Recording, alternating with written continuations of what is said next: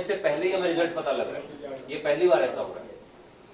3D CT scan में हमें ये पिक्चर मिलती है, और ये जितने एंगल्स आप देख रहे हैं, every angle changes with 1 alteration of 1 millimetre and 1 degree.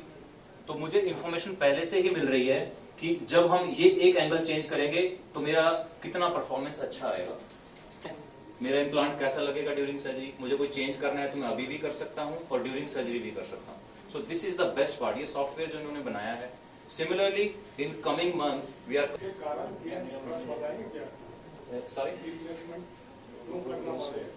क्यों करना पड़ता है।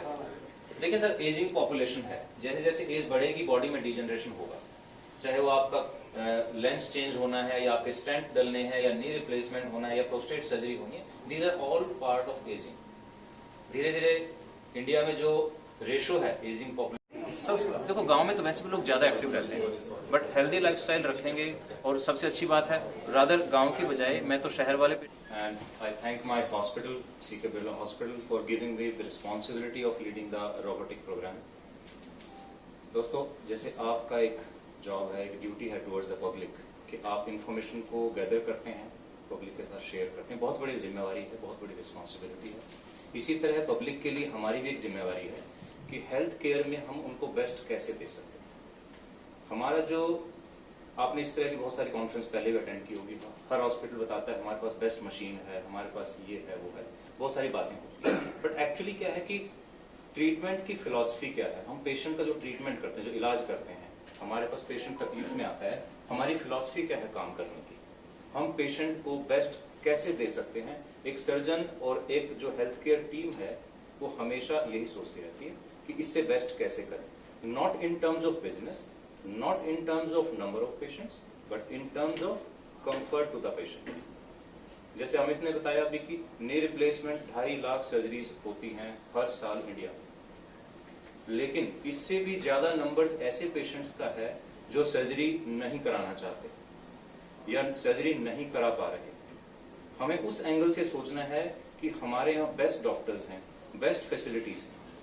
अगर बहुत सारे लोग जो वेस्टर्न कंट्रीज में रहते हैं, आप उनसे पूछ के देखिए, सर्जरी की अपॉइंटमेंट मिलते मिलते 2-2 साल लग जाते हैं। हमारे यहाँ doctors are available at your, practically at your doorstep. आपको कोई इन्वेस्टिगेशन करना है, कोई आपको इलाज कराना है, बहुत ही कम रेट्स में हमारी इंडिया में अवेलेबल है, and we are proud of it. Western countries में भी मैक्सिमम डॉक्टर्स, जो मोस्ट क्वालिफाइड डॉक्टर्स हैं, वो इंडिया के ही हैं। तो हमारे यहाँ मेडिकल एक्सपर्टाइज की कमी नहीं है। कमी है तो सिर्फ एक चीज की कि क्या हम एम्पैथी से काम कर रहे हैं, क्या हम पेशेंट की तकलीफ को समझ रहे हैं। नी रिप्लेसमेंट क्यों नहीं कराता पेशेंट?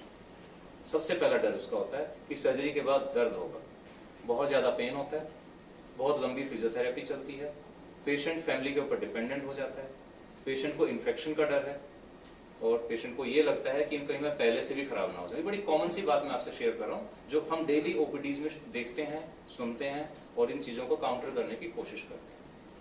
तो इस चीज को हमने 2 तरीके से काउंटर किया है। पेशेंट का दर्द कैसे कम करें, तो हमने कई सालों से एक टेक्निक डिवाइस की थी नी और हिप रिप्लेसमेंट के लिए, जिसको हम कहते हैं MIS technique, minimal invasive surgery. इस सर्जरी में हम किसी भी मसल या टिश्यू को डैमेज नहीं करते हैं, चाहे वो नी रिप्लेसमेंट है या हिप रिप्लेसमेंट है। और ये टेक्निक इतनी पॉपुलर और इतनी लोगों में इतनी उनको अच्छी लगी है चीज कि बहुत सारे लोग हमारे पास सिर्फ MIS टेक्निक के लिए आते रहे। अगली चीज, अब क्या होता है कि नी, एक अगर मैं मॉडल आपको दिखाऊं जरा, नी जॉइंट ये ऐसा रहता है, आप सब जानते हैं, ऊपर एक बोन है, इसको फीमर कहते हैं, and this bone is tibia. हम कोई भी जब रिप्लेस करते हैं जॉइंट को, तो मूवमेंट कहां होती है? There is a gap between the bones. तो सर्जरी में जो सबसे बड़ा फैक्टर होता है दैट इज गैप बैलेंसिंग। ये थोड़ा टेक्निकल टर्म है, इसको गैप बैलेंसिंग कहते हैं। अगर ये गैप हम दोनों तरफ इक्वल मेंटेन कर लेते हैं at all range of movement, क्योंकि हिप की नी की मूवमेंट बहुत सारी होती है, at all movements, at all angles, this gap should be balanced. और ये बैलेंसिंग अभी तक हम क्या कर रहे थे? हम सिर्फ अपनी आई बॉलिंग जिसको कहते हैं, या अपनी जजमेंट से कर रहे थे। वो कभी कम भी हो जाता था, कभी ज्यादा, क्योंकि आप भी समझते हैं कि ह्यूमन आई 1 मिलीमीटर या 1 डिग्री ऑफ एंगल को अप्रिशिएट नहीं कर सकती।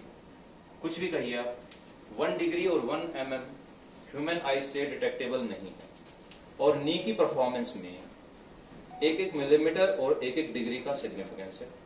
उसको हमने काउंटर किया है बाय रोबोटिक टेक्निक। इसका सबसे बड़ा एडवांटेज क्या है, इधर अगर आप देखेंगे जो मशीन है, इस तरफ आप देख रहे हैं कंसोल जो है, सर्जरी से पहले हम एक 3D CT करते हैं पेशेंट के नी का, पेशेंट की पूरा किस साइज का नी है, किस तरह का शेप, क्योंकि नी की शेप अलग अलग रहती है, बोन की शेप सबकी अलग रहती है, हम इसमें फीड करते हैं through a 3D CT scan data.